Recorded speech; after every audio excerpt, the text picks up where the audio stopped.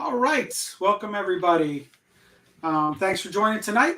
Been a while since we were back on these live podcasts. We've actually had some issues over at Braxton, of course, with some hurricane storm coming through there. So we're back up and running, and we're going to continue this now the first and the third Wednesday of every month. So this month, we're going to talk about some of the new programs, what's new to Braxton. So we're really excited about that, and we'll introduce the people on our podcast tonight in just a second. But just for our hurricane update for those students, for those faculty members, everybody that's been sending all the emails and support, we really do appreciate it. We are temporarily up and running at our campus in Fort Myers. There's still some construction to be done, but it's still operational. So we are there. Bear with us. So over the next few months, we actually look forward to completely rebuilding. It should be a brand new, fresh, everything we've kind of always wanted in the campus. So at the end of the day, everybody was safe, and we should be getting back to full operation here very, very soon. So again, thank you very much for all your support and your well wishes from all the emails we received. So, but we're really excited tonight to talk about some of our new programs. Our RN-to-BSN program. We'll talk a little bit at the end about ASLS and then some of our new fire officer. But we're going to start off right in the beginning with our new RN-to-BSN. And we'll go around here and we'll introduce some of the people on the podcast tonight, starting with Lisa Phillips, who was one of our directors and actually developed the RN-to-BSN program for us. And then Dr. Gandia, who's here as well-known face of the franchise, so to speak, in Braxton, our original Braxton Bull here. And Aaron Wordley is in Myrtle Beach now, right? So he's also going to talk to us a little bit about the BSN needs and where we're looking at. So Lisa, we'll start with you. If you don't mind introducing yourself, and we'll go ahead and get started. Hey, everyone. Thanks for having me. So I guess a little bit about me. I've been a nurse forever. I'm kind of showing my age, but we're going back 30 years. I have been a practicing nurse. I've done almost my whole career, in an oncology setting. I've done inpatient, outpatient, private practice, business side, pharmacy side. So I've done a lot of different areas in the nursing space. And I can't tell you how excited I am about being a nurse in today's world. We have finally come to the forefront of healthcare, and there are definite exciting opportunities for nurses. And I think it's the perfect time to have a program like this. So. And you know, it's funny because it's not funny, but I think COVID brought that all to the forefront, right? Absolutely. Everybody's looking and saying, look, these are our champions of healthcare. And people are like, wow, I could do that. So we'll definitely get into the program. Aaron, tell us a little bit about yourself and actually one of our alums. So welcome. Yes. So yes, Aaron Worthley. I'm here in Myrtle Beach, South Carolina. Began my career in healthcare not forever ago. In 2011, started out as a paramedic to RN bridge program. As soon as I finished that, did an RN-to-BSN. And in 2020, I did an MBA program. But I'm currently the pediatric trauma program manager at a level 2 pediatric trauma center in Myrtle Beach. And I'm definitely a proponent of furthering your education. It's really what's given me the ability to really fast track myself to the position I'm in now and my career. Excellent. Welcome. We'll definitely appreciate all your input this evening.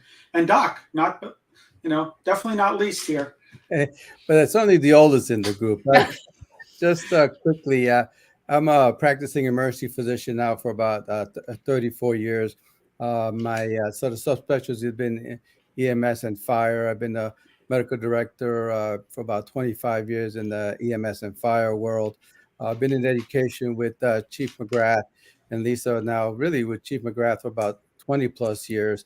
And as Lisa mentioned before, I think it's an exciting time for the profession, both in EMS and in nursing, because I think both professions are really being looked at, I should say, as true professions, not sort of vocational stuff, et cetera. And that's where I think we help to increase that niche with all our degree programs.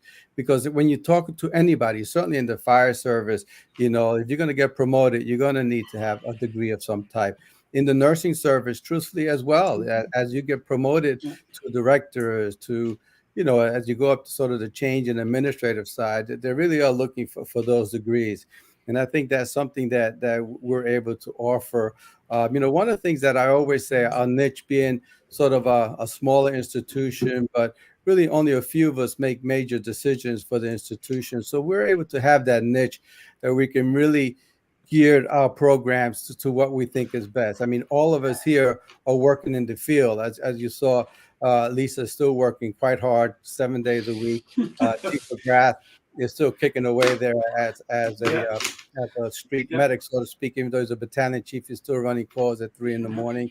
And myself, I still work in the emergency department. I've been on staff at the University of Miami, Florida Atlantic University, Nova Southeastern, etc.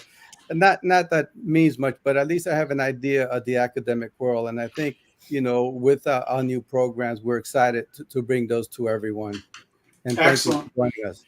Excellent. Well, thank you, Doc. And really leading us into where we talked about how we're really being recognized as a profession. EMS has struggled with that for decades, that we were a vocation. Well, you drive an ambulance, right? So now we're finally setting those standards, and we're trying to get degree offering for EMS professionals and licensure. So we, obviously the schooling isn't as long as nursing, and it's a different trade as well, but trying to get it more of a profession instead of just an occupation. So we're definitely moving in the right direction. But tonight we're going to talk about our BSN. So, we had Braxton College had a strategic planning meeting a few years ago, and this was one of the programs we said, well, we really have to look at. We really have to look at RN-to-BSN program.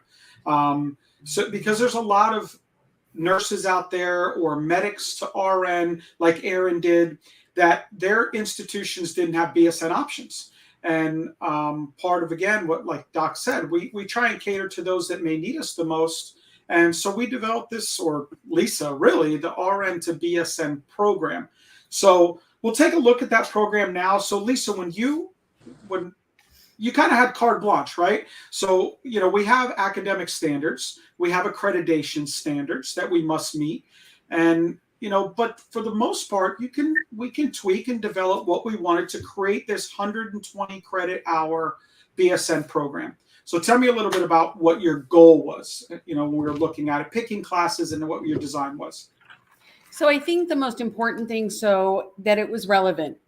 There's a lot of programs out there that, you just check a box and you're sitting in class and you're like, why am I even listening to this lecture? Why am I doing this assignment? It's just to check a box.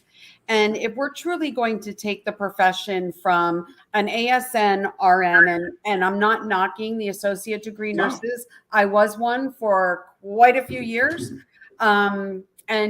And I think that I had a great deal of experience as a associate degree nurse. However, it elevates your job performance. It elevates you from more of a task nurse to now a more of a collaborative team member. It brings a whole separate world to your practice. So I wanted to really hone in on those things. What is important to a nurse that is growing her profession or growing her career? What is going to take them to the next level? And to make sure that it was engaging and current, because we don't want somebody just sitting, listening to classes or listening to lectures and saying, okay, this is dumb. I don't know why I'm here. Right.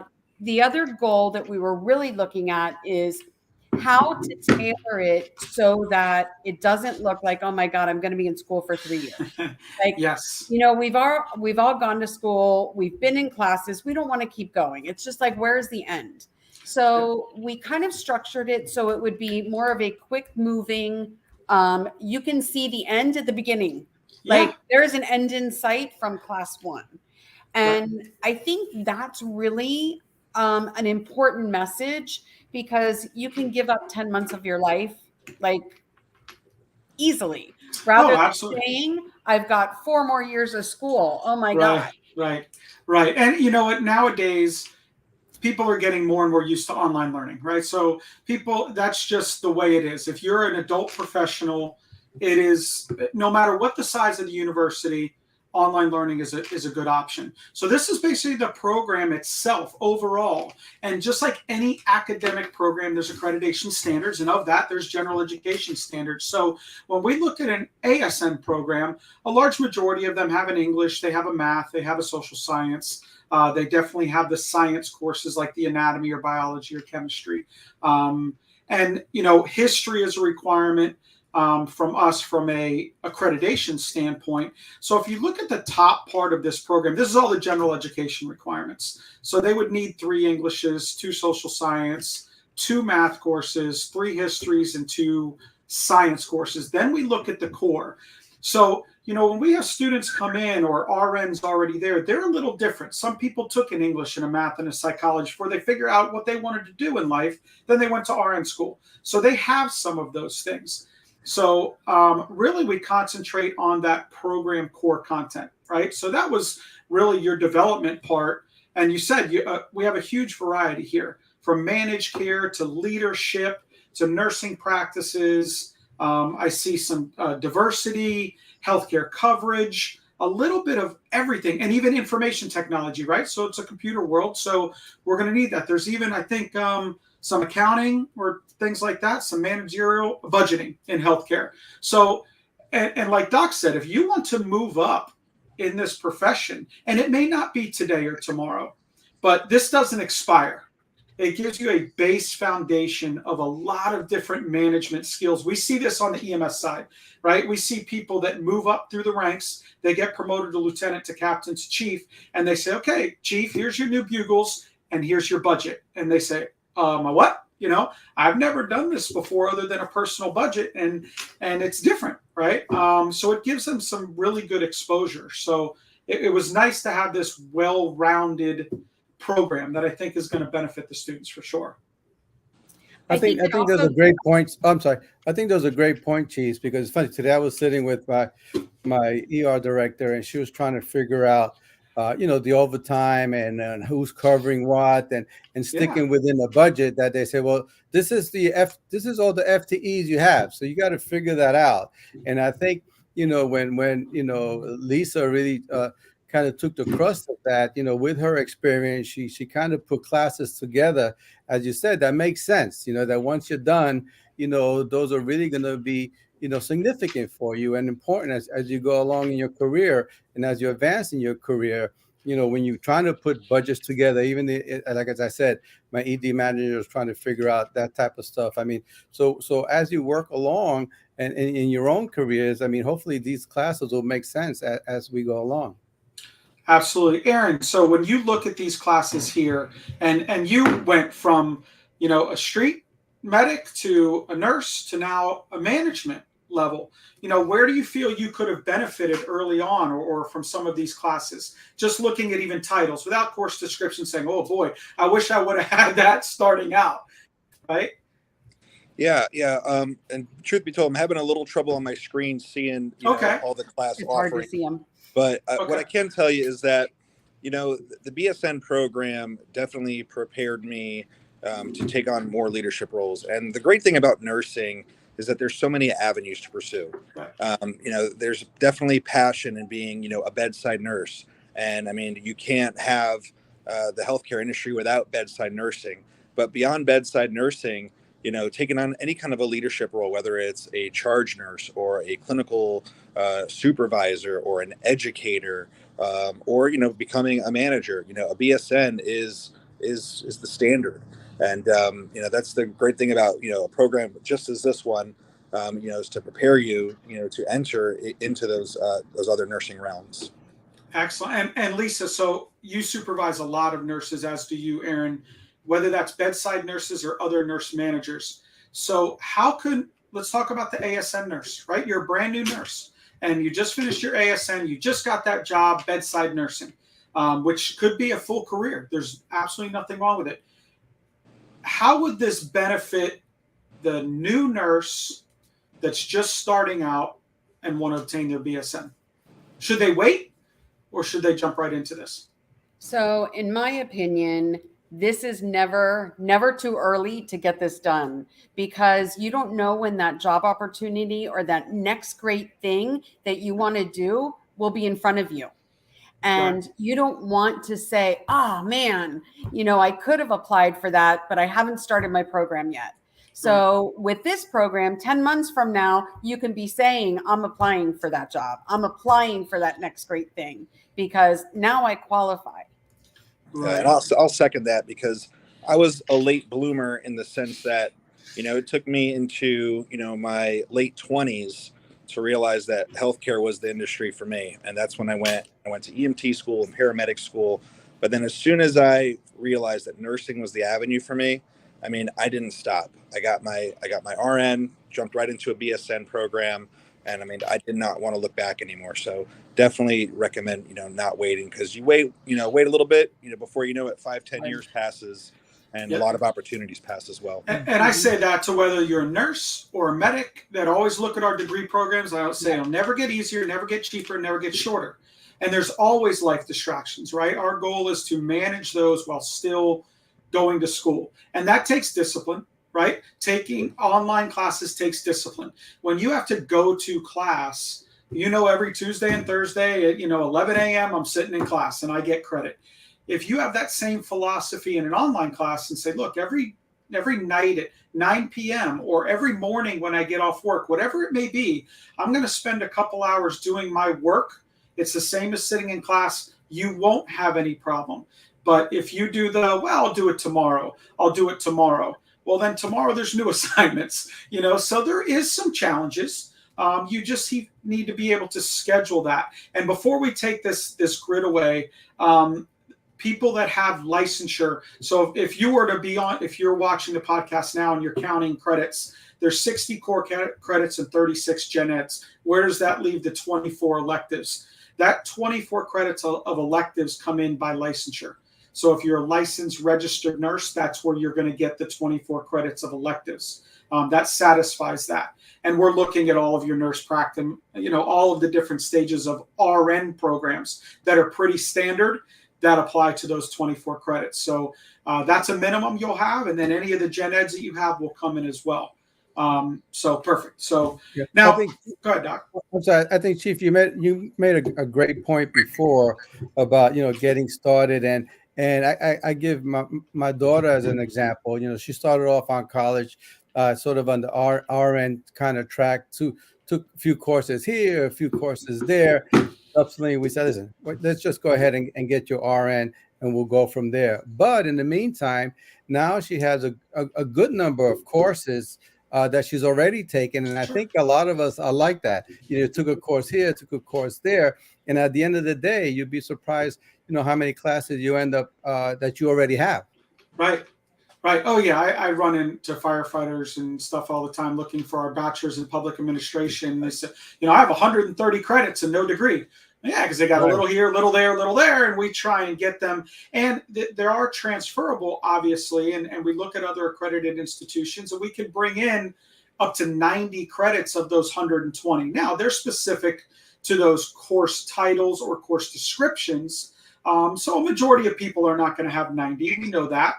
But, we try and break that down. So, we fast track it or streamline as best we can for those people that have taking a lot of gen eds from all over the place, or maybe even a couple of those core, they were in another program and it just didn't suit their needs, and we switched over. So let's talk, before we move on to all the benefits of this RN, and for you guys as managers, let's talk about cost, right? So, that's a reality when we look at colleges, and that's not just Braxton College. This is a nationwide program, right? Where we're talking about the value of tuition costs. So, we don't want our students leaving programs with $100,000 in debt to go get, a $30,000 job, which obviously nursing is not one of those things. But when you look at our program, and I can speak just on Braxton specifically, our program costs for this program are $175 a credit hour. So if someone had gen eds, and they only needed the 60 credits, so it's 60 times 175. If they needed, 75 of those, 75 times 175. So you're looking on the majority of the people around 10 grand, $12,000 total, hit or miss for those people to complete their BSN. To me, that's well worth the investment in yourself. And again, if you move to a management level, that's almost refunded from day one when you move into that. So, and I encourage anyone that's watching, and even if it's not Braxton, look for value, look for time. You know, if it's going to take me, like Lisa said, 4 years and I can't see the light at the end of the tunnel and I leave with a $50,000 debt, you know, is that worth it to me? And again, I want the BSN completion from an accredited college, which we are. So as employers, Lisa and Aaron and Doc, obviously you have a lot of nurses that work with you. You know, what are some of the benefits? You know, you talked, Lisa, before we talked offline about magnet hospitals and those hospitals. So, you know, when you look at a BSN, is that a make or break? You're not moving up in those hospitals without those? With a magnet hospital, that is correct. You cannot move to any leadership position. Any leadership position without a BSN. So, for those that are watching, what's a magnet hospital versus a local community hospital? So, anyone in the nursing profession knows what magnet is. Magnet is the end all be all of nursing. Okay. So, it tells the world that your institution values nursing. Okay. Because it is all about nurses all day long, every day. So if you work for a magnet hospital, they really invest their time and money in their nursing staff. So Okay. it's somewhere that you want to work. It is Sure. definitely attractive to the nursing profession to work at a magnet hospital. Now, there's also restrictions in hiring just the floor nurses, the entry-level nurses with an ASN. If you designate as a magnet hospital, you have to have 80% of your staff a BSN or higher. So Wow, 80% is pretty high. And actually the Institute of Medicine is recommending that for all hospitals to have 80% or higher operating at higher level. What this means to the institution is better mortality rates, shorter hospital stays. So it's better outcomes for your patients with their investment in nursing. So do you ever see a time, Aaron, where an ASN program goes away? I would say, yeah. I mean, you know, as Lisa was saying, you know, with magnet institutions at 80% and other institutions looking to also meet that same metric, I mean, everybody wants a BSN nurse. Not just because, you know, it's the BSN, it's a bachelor's degree, but because of the skills that it gives you, the critical Right. thinking that's involved with that, and just the, you know, the theory behind it. You know, nursing is, as she mentioned to and alluded to earlier, you know, instead of being task driven, you know, now you're outcome driven. You're looking at a broader picture, you know, of patient care. And evidence. I think this gives you the ability to practice from an evidence-based perspective rather than just, here's my 8 steps that I'm going to follow. I'm going to think and say, hey, wait, step number 6 doesn't make any sense. Yeah. So, You know, and I see the transition to that sort of even smaller community hospitals where, you know, they'll hire the RN, but then they have sort of a stipulation, oh, you have 2 or 3 years to get your BSN. Right.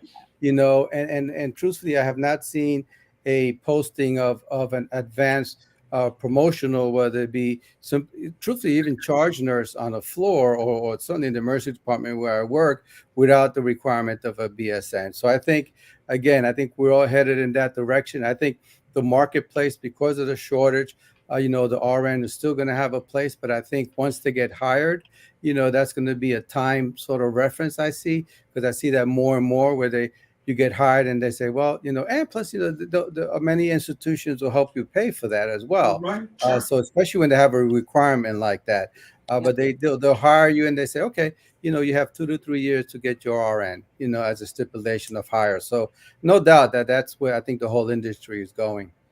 And I think what Aaron touched on it, you don't know where this profession is going to take you, right? So, without the BSN, you're almost immediately limiting your options, right? So this is what I can do right now. I would love to go there. I would love to go to this hospital. I would love to do trauma. I would love to go in the OR, whatever your thoughts are. And this program is not, although we talk about clinical practice, there's no clinicals, right? So that's the RN part. The bedside part is already achieved. This is more management, well-rounding, understanding outcomes, research, right? So there is some stuff on research, end-of-life care, palliative care, those type of things are brief in an RN program. Because it has to be, right? You need to get the program out there. They need to get completed. So this gives you a little bit more of that management perspective they may not have in a regular RN program. Go ahead, Aaron. And I was going to mention, becoming an RN is an achievement in and of itself. And, you want to be a great nurse, but to be, a great nurse, you want to be well-rounded. And a BSN program, helps you achieve that. And you were in Florida, right? You were in Florida. You were an RN here, and you got an opportunity in another state, right? Did the BSN help? Absolutely. And your MBA, Yes. So there's no stopping you, right? So, and that's important. And I think every nurse that gets to that level keeps going for the most part. Because once you get acclimated to academics in general, it becomes just part of your life. And it's not about gaining more initials or whatever. It's about challenging yourself, and you welcome not only the challenges, but the new knowledge, right? I want to learn the next step. For me in the fire service, we always say, I want to know what they do. As an entry-level firefighter, I want to know what the guy in the front seat does. I want to learn more of what they do. And the only way to do that is to educate yourself continually. And then after that seat, I want to know what that person does and that person does. And it's not all just life experience. You do have to have some base foundation. And because these are professions. It's not a trade. I mean, the electricians and plumbers, and those are fantastic careers. They can learn by doing over years and someone then showing them. When you look at institutions like these and what we're talking about, you have to have an academic baseline, for those positions, in my opinion. And I think this, provides that. And again, it's only the beginning of that. It's a foundation, that's really important. I think that's a great point, Chief, because, you hate to say, well, look beyond the BSN when we got into it. But really, as you said, those folks that do it, they keep going because, again, the requirements are there as you go up the ladder, so to speak, in the administrative side for sure. So this may be just a simple springboard to get you going as well. Yeah, absolutely. So the way that this program runs, okay, so we have a cohort based, and it starts every January, May, and August. And of that, there's 2 classes at a time. And our classes are 1 month long. So unlike, and I don't want to say a traditional college because we're a brick and mortar college as well, but we really wanted to cater towards the adult learner, right? We know everybody's busy. So all of our courses are 4 weeks in length. So for those that go, it's sped up, it's abbreviated. The way online learning is defined is not necessarily by a counter at the top of your computer saying you've been logged in for a certain amount of time. So our program does not have mandatory login times. But the way that we show credit hours, so at each one of these classes, this is when we looked at that first grid, the 60 core classes or 60 credit,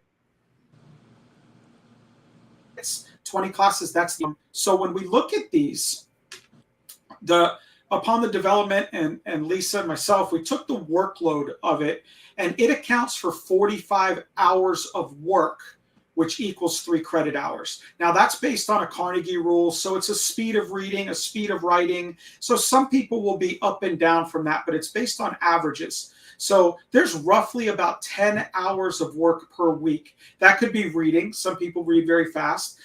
And there's hours for creating your thought before you put things on paper, interpreting student feedback. So all of that goes into an account. So we have a minimum of 45 hours to equal these 3 credits. So as we look at this, so month 1, which would be, for example, January, they'll take these 2 classes. Success Strategies for Online Learning, Perfect Base Foundation, and working their way through 10 months. And then all the core is over. Now, those that don't have certain general education classes could add a 3rd course if they wanted to during these 10 months, or they could start before January or before May or before August and say, I want to be in this May cohort, but I want to take, my English 2 in February. Or whatever, my psychology if I don't have it in March. So you could do a lot of those before or after the cohort of this 10-month track. Right, Lisa? Does that make sense? Absolutely. Absolutely. And I think part of this is we made it so that there are no mandatory times. So we understand that the nurses that go into this program are working. Most of them are working full time. They have a family. They have other life commitments. So we've made this flexible so that you are able to log in and log out at your leisure and be able to keep up with the workload. So Aaron, are you able to see this screen a little bit better? Yes, I can see this a little bit better. Okay, so these are the 20 core classes besides Gen Eds, and this is the order in which they'll take them. So again, January, May, or August is their start.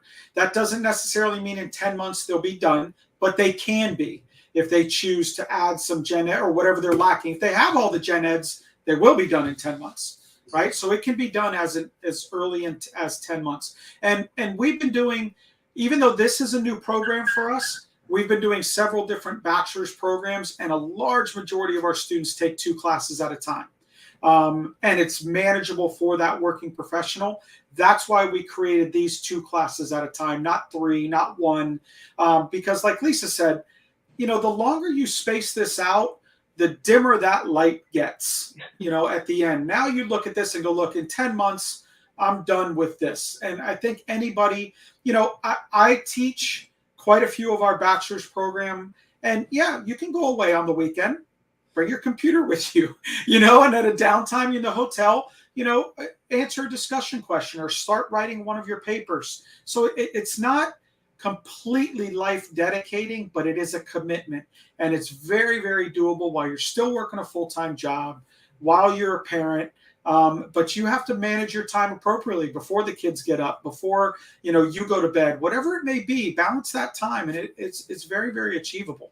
Absolutely, yeah, and I can testify to that. I mean, doing my BSN program online, doing my MBA program online, as a full-time employee, full-time dad of 2 boys, coaching football, baseball. You can do it. You absolutely can do it. Yep, and Lisa can vouch for that as well. Another lifelong learner.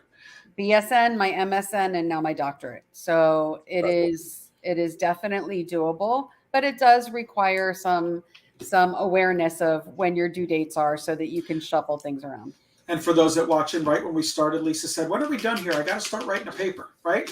So it's just part of your life. It really is. You go, okay, that's what I got to do tonight. Hey, I have an extra 2 hours instead of this. I'm going to go ahead and write, or get on a discussion forum or whatever it may be. So, I think a good point that Chief made earlier is if you were going to a sort of a regular college where you have to go to class, you knew like on Thursdays I'm in class from 2 to 4, or on and then Fridays from 1 to 3. So I think the key is to really sort of block out those times, with your work schedule, your family schedule, and say, hey, this is what I'm going to do on Wednesday from 6 to 8 p.m., et cetera. The kids are in karate class. I'm going to go ahead and take advantage of that. So really, I think scheduling your time, just like you would if you had to go to class, it's important. Yeah, absolutely. Yep, Lisa, yep. One other thing I do want to mention, the instructors for this program are all online learners. So everyone that is teaching in this program has been in the shoes of the student in an online environment, and they are all actively working as a nurse. So there are no professors that have been out of practice for 50 years and are just educators, and not that educators are just educators, but these are real live working current nurses that are balancing their time in the middle of the night to open up the computer and grade your papers and respond to discussion questions. Same thing as the students, right? Right. And what I've seen from our other programs is that because of that, the discussions are lively, because people, bring good discussions either from experience or whatever. So the discussions really get lively, and many folks really enjoy it. Yeah, I think one of the big things being an online learner makes you so much better of an online instructor, because sometimes you sit there and go, I never got any feedback. Okay, I got my grade, I'm passing, whatever, but how do I get better, right? So most of, when you go through that, when you teach, say, man, this is difficult. An online instructor, I think, spends much more time than a traditional brick and mortar instructor in grading and discussions and interaction, because you're interacting with every single student. It's unlike this where we're talking as a group or talking in a classroom. You are interacting with every single student through a discussion forum.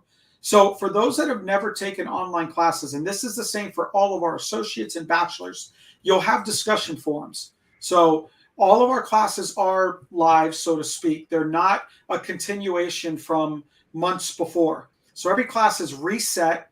It's just your cohort, and we move on. So you won't be seeing comments from 6 months ago. It's just your group. So, things are due at the end of each week. So if they're due on a Friday, my suggestion is don't try and do it Thursday.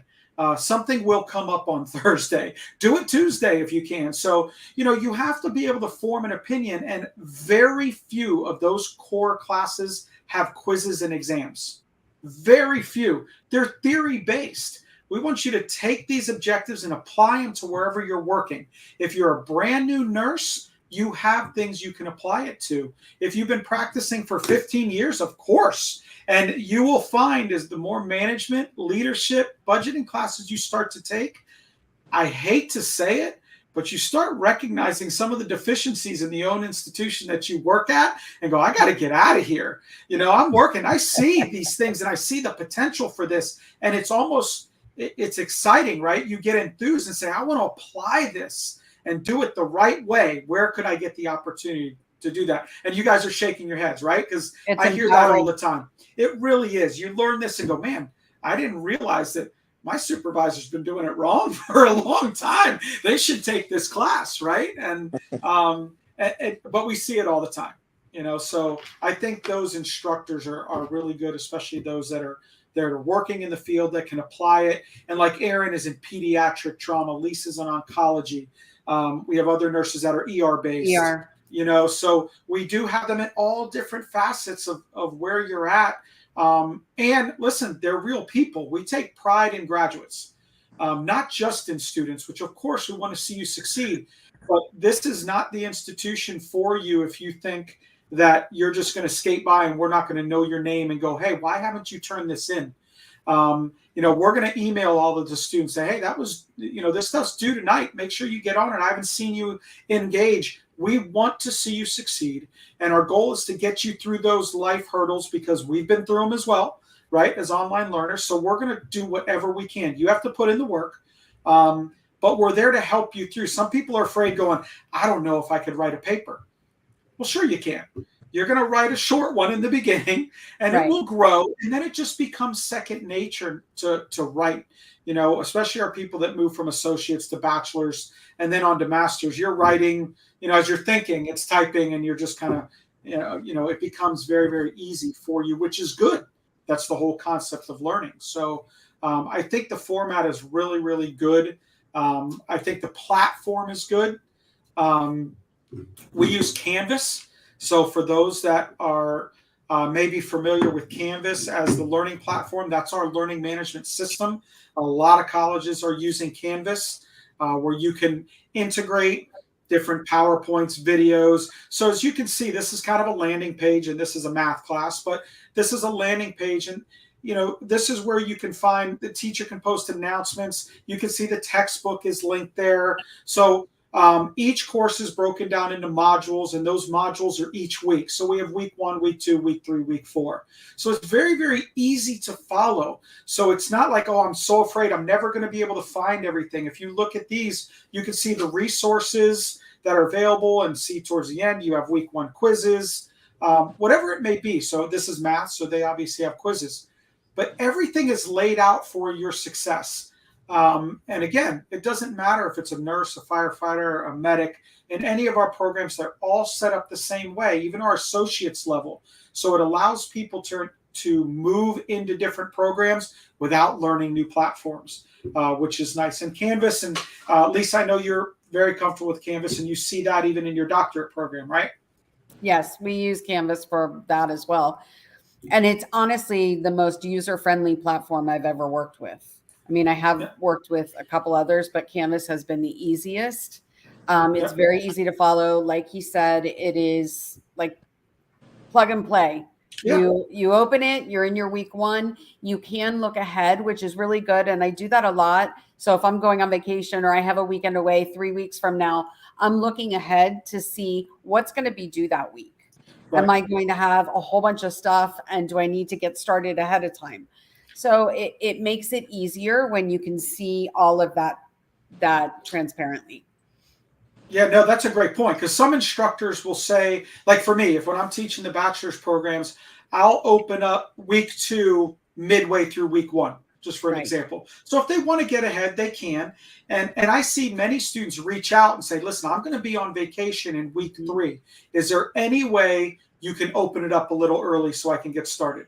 Well, of course. But the goal is we don't want you to do a 4-week class in 1 week, because we have to integrate with you. If you make a bunch of mistakes and you're done with week 4, there's no way that we can correct those. So it's not trying to slow you down, but it kind of is, because we want to give you feedback. We want to get you better by week 4. So yeah, I mean, we understand that people may need things opened, and we move it forward. Now, some instructors, I was looking at our world history class, the whole month was open. Right? He chooses to open it up, and you finish it, and there's due dates, but if you want to get way ahead, that's there, for you. Now, history's not going to change, right? So it's not like a new concept in week 3, new current events, so, that stuff can, and algebra would be a good example of those that could get a little ahead. It's, you're self-paced learning, and we want to give you time to acclimate to that. So that's really important, right? And Doc, you've been involved in some of these classes as well, right? Yes. And I think, the general theme that you see from everyone here, including all our instructors, is, we certainly want to make the process easy for you, right? The content is not that easy, but clearly, the process is easy. So don't mistake the fact that, we want to make the process easy. We understand people work this and that. But the content, we're proud of the content that we've kind of developed, certainly in all our programs. But the RN-BSN program was really well thought out. And we can't thank Lisa enough for input on, the classes that she thought were important. And as we looked at other programs, we kind of say, this is what we think, our program should be. So with that being said, we certainly want to make the process as easy as possible, but the content is still, damn good, I think, and also, a bit challenging. So that's why you kind of got to keep, your head above water with it all. Right, and it's not an easy process. This has been a couple years in development, not just from conceptual, but you still have advisory boards that need to look at it. You have academic review to make sure it meets an academic standard. It's not just, hey, I think we should teach this. So it's very complex. That's why we have people like you guys on here that have master's degrees and above to take that and say, this is, through my experience, I thought these were the most valuable. And at the end of the day, I think this is a great program. We're really excited about it. The January is the next cohort, and I know we've been running across the bottom. You can go onto our website, you can sign up, and you can take prerequisites now if you feel you might need this class or that class. If you say, you know what, I may want to ease in and take a couple prerequisites and jump in the May cohort, that's available too. So, and like I said, we value graduates just as much. I want to see you out there in the workforce promoting Braxton just as much as the one that's in class saying, hey, this is a good program, and I'm succeeding in it. So, we don't, there's no value to us to weed out those that, aren't going to succeed. Our job is to help you succeed. These are adult learners taught by adult professors. And holding you to an academic standard. So I'll just go around kind of last closing thoughts, and I'll just briefly mention what we have coming up. So Lisa, again, thank you so much for everything you've done with the program. Any closing thoughts for those that are interested in the BSN program in general?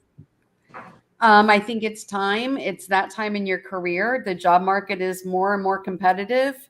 There will never be another today. So get to it.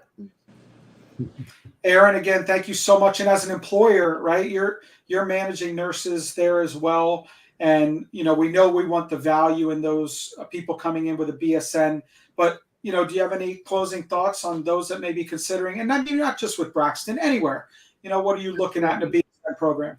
Absolutely. Really, just I mean, really, my thoughts are, the BSN is, it's really becoming the new launch pad. And what's exciting about Braxton and any online program, but really especially with Braxton, is you have the Canvas platform that's with the ease of use. You've got great content, and then not only do you have the subject matter experts delivering the learning objectives, but they're also online learning experts as well because they've lived it. So really, it's a great a perfect storm of online learning. Excellent. Well, thank you so much for joining us, Doc. Yeah, I wanted to mention something earlier when Lisa mentioned that, hey, you never know. Also, this position opens up and you're not ready for it, and truthfully, I see it in my own institutions and so forth. I mean, there's a lot of movement. People move here, they go to other departments and this and that, and you got to be ready to jump in. So I think the sooner you can get started and get this done, because it's amazing how all of a sudden, things open up because people move out of state or they move somewhere else or they move to another department and they're looking for other things. So I think Lisa mentioned it very clearly. You got to be ready to jump in when that opportunity, opens up. And again, one of the other things that I'm very proud of is, we are a small institution, and with that being said, a few of us make the decisions on, where to go, how to lead. I mean, as Chief McGrath mentioned before, we do have an advisory board, but at the end of the day, we don't have 50 people making decisions with everyone's different agenda. Right. Even with our advisory board, it's only about 15 to 20 folks, which would depend on because they really are subject matter experts within the field as well. But decisions can be made, rather quickly, and for the better of the students, we think, in our institution. Well, we're really excited about this program. The only thing I want to mention before we close, and I know we have a lot of healthcare people that are watching or will be watching this program, we're really excited about our new ASLS program too. So for those that aren't familiar with Advanced Stroke Life Support, we're an American Heart Training Center here at Braxton College. And with that, we do the ACLS and the PALS and all of those programs. The University of Miami had a fantastic advanced stroke life support. It was for pre-hospital personnel or in-hospital personnel. And American Heart just formed a partnership and purchased that program. So now it's an American Heart program in conjunction with the University of Miami. We're one of 5 institutions in the state right now offering that program. We're really excited about it. It's online. You take the course online, and then you come in kind of like a hybrid ACLS. You do the online portion, then you come in to do the practical portion of stroke. It's a JACO approved training program. So for those that do stroke centers, you can also, it counts as the training for stroke. Right. The other things we're doing on the fire side, we're really developing our fire officer. We're now offering Fire Officer 3, Fire Officer 4 programs, chief level officer programs, all online. Again, in the same 1-month format, very affordable, very user-friendly. So we're excited about that. So make sure you're visiting our website. Stay tuned for all the good things that are coming out to Braxton College. And again, I appreciate this panel here and all of your great feedback. We're going to be back in the next 2 weeks. And stay tuned to any of our social media pages of Facebook and Instagram and our YouTube channel. You can see this and several of our other previous videos. And then we'll announce what we have coming in the next couple of weeks. So again, thanks everybody for joining in, and thanks to our panel here, and everybody have a good night. Good night. Thank you so much, everyone.